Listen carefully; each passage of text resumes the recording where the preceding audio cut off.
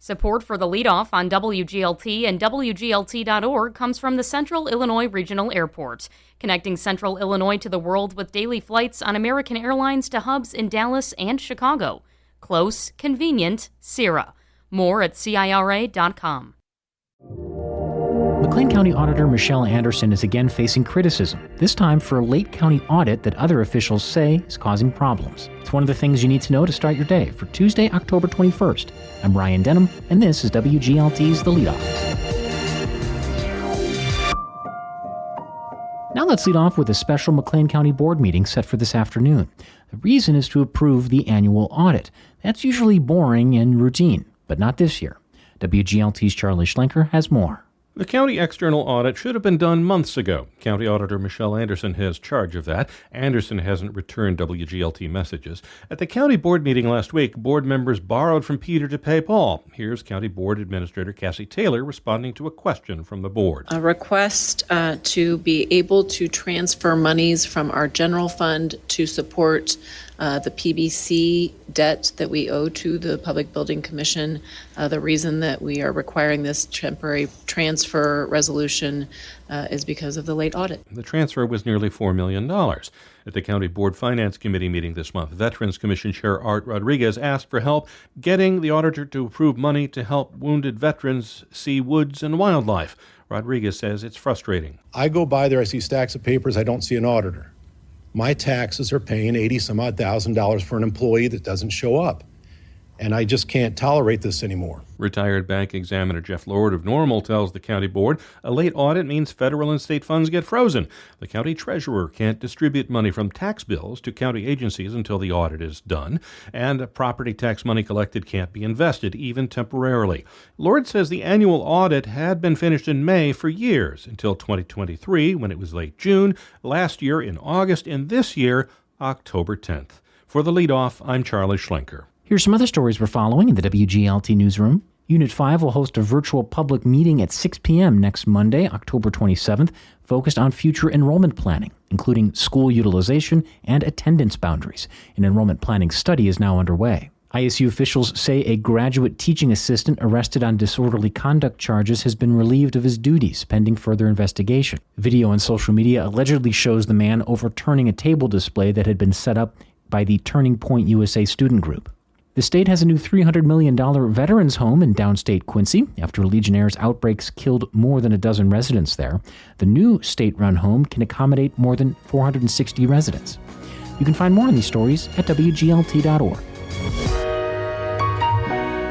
It is peak pumpkin season. From pumpkin spice lattes to pumpkin pies, our love affair with this orange gourd is bigger than ever. But did you know there's a thriving community of Midwestern growers harvesting pumpkins bigger and heavier than you can imagine? Harvest Public Media contributor Peter Medlin reports.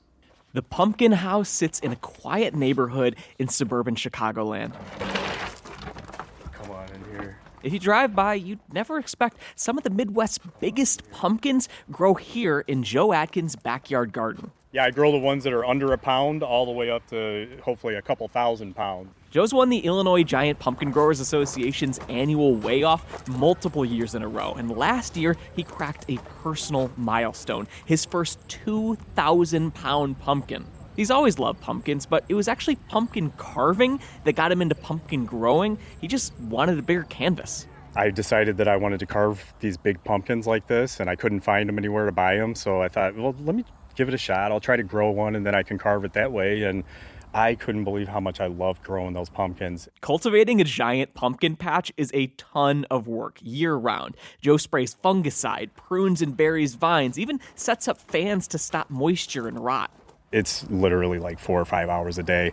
I've got a schedule. On Sundays and Tuesdays, I do about 8 hours. Here's a wild thing about giant pumpkins. They get that heavy really fast. In June and July, they can grow more than 50 pounds in one day. And Joe's 2,000-pounder is not the Illinois state record, and it's not even close to the world record.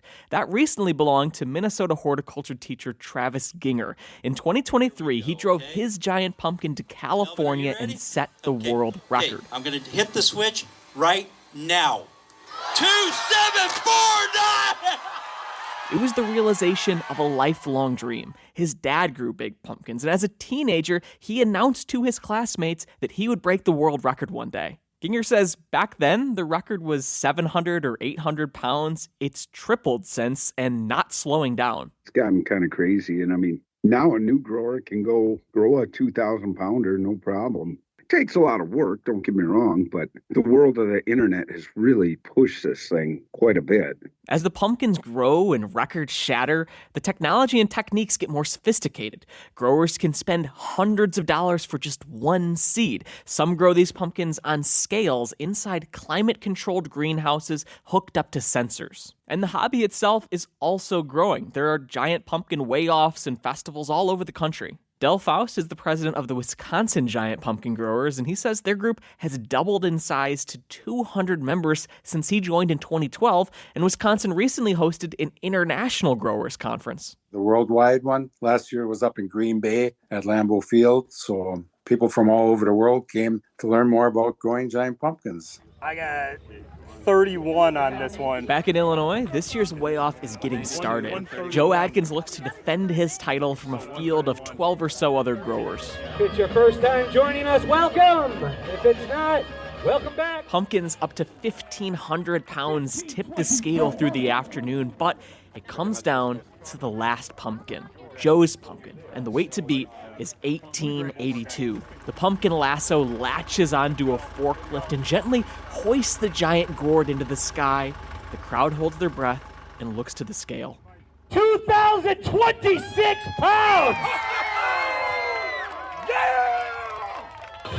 Joe wins, beating his personal record by just 5 pounds. And then he loads up his prize winner onto the trailer to haul it home. He plans to carve it for Halloween and hand out seeds to trick-or-treaters, hopefully to inspire the next generation of giant pumpkin growers. For Harvest Public Media, I'm Peter Medlin. For the record, 2 brothers from England just took Travis Ginger's world title, with a pumpkin weighing in at 2,819 pounds. Harvest Public Media is a collaboration of public media newsrooms in the Midwest and Great Plains, including WGLT. And before we let you go, the Normal Human Relations Commission meets today at 5:15 at City Hall. On the agenda is the election of a chair and vice chair and a recap of the Social Equity Summit. And that is it for today. I'm Ryan Denham. The show is produced by Cheyenne Brown. You can subscribe to The Leadoff on the NPR app or wherever you get your podcasts.